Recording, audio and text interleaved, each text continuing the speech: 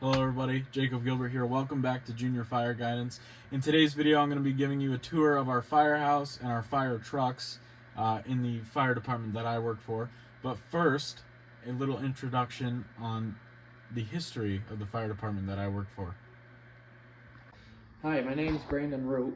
I'm a lieutenant on the Hawley Fire Department and also a first responder.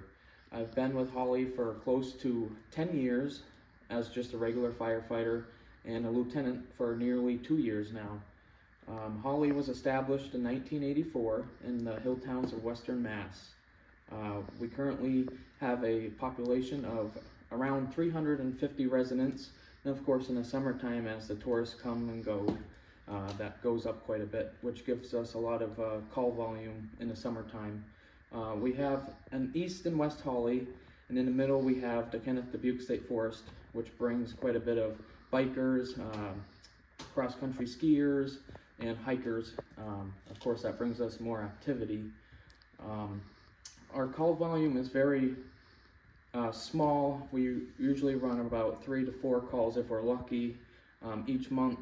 And of course, in the wintertime, that can go up because of car accidents and, of course, the road conditions.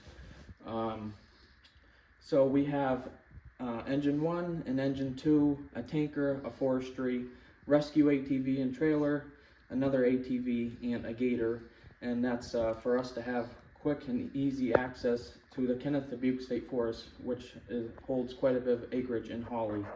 Our engine 1 and engine 2 both carry 1,000 gallons of water on board, as our tanker, mainly the water truck that brings water to the scene, carries roughly 2,500 if I can remember right.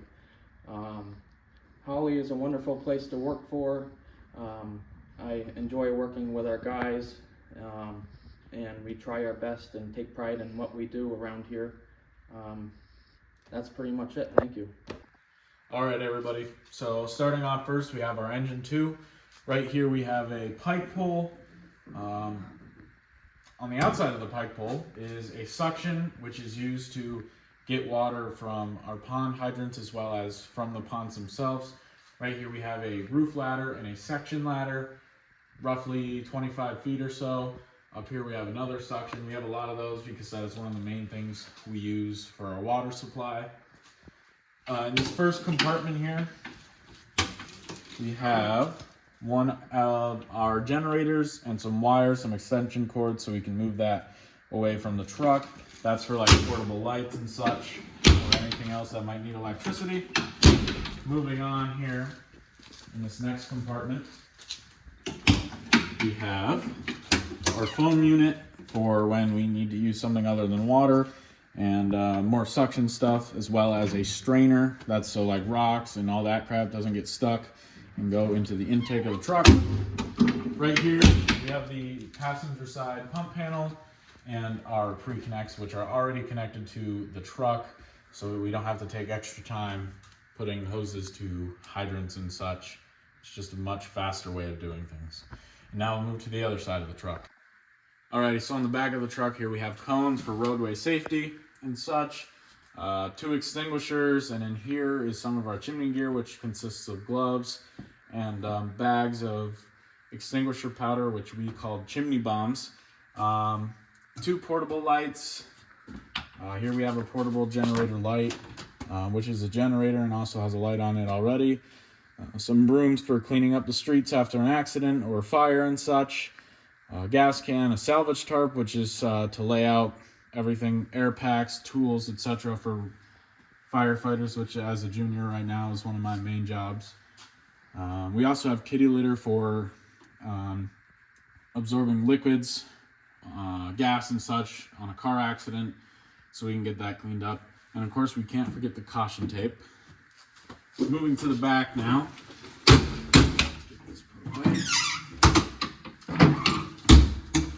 Back here we have, this is all spare bottles. This has a toolbox, some more chimney stuff, as well as flares. Over here we have a first aid kit, safety vest. These lights are landing zone lights, so helicopters can land. We just put them on top of cones so we can make a landing zone.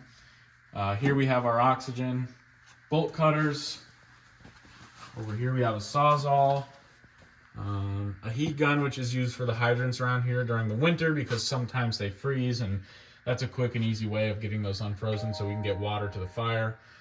Here we have a smaller pike pole, Halligan bar, and an axe.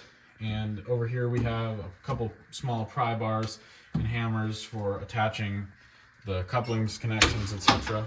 And here we have some more tools, some spanner wrenches for the hydrants, couplings, a hydrant tool, so in case we ever need to use another hydrant in another town that we're called to, that is on hand. And in here we have bigger couplings and connections. Moving along, here we have the driver's side pump panel, and this is where we can control all of the pre-connects, and the nozzles are right up there. Intake, discharge, etc. The gauges, so you can see how much PSI you're putting out and whatnot. And next we'll move into the cab. And now we have the back of the cab where we have all our air packs, masks. Up here we even have a backboard and another axe. Flashlight, O2 meter, I believe that is, or something of the sorts. And of course, as each truck should have, a bunch of safety vests, because those are one of the key things on car accidents is visibility, such as in pretty much any first responder scenario. High vis is always good. And now we'll move to the front where the fun stuff is.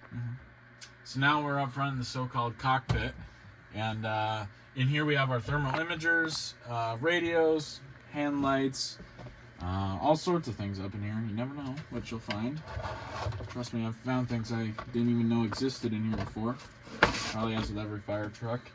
Manuals, etc. Some rope bags, more masks, and that's most of it up here. My gear's right here.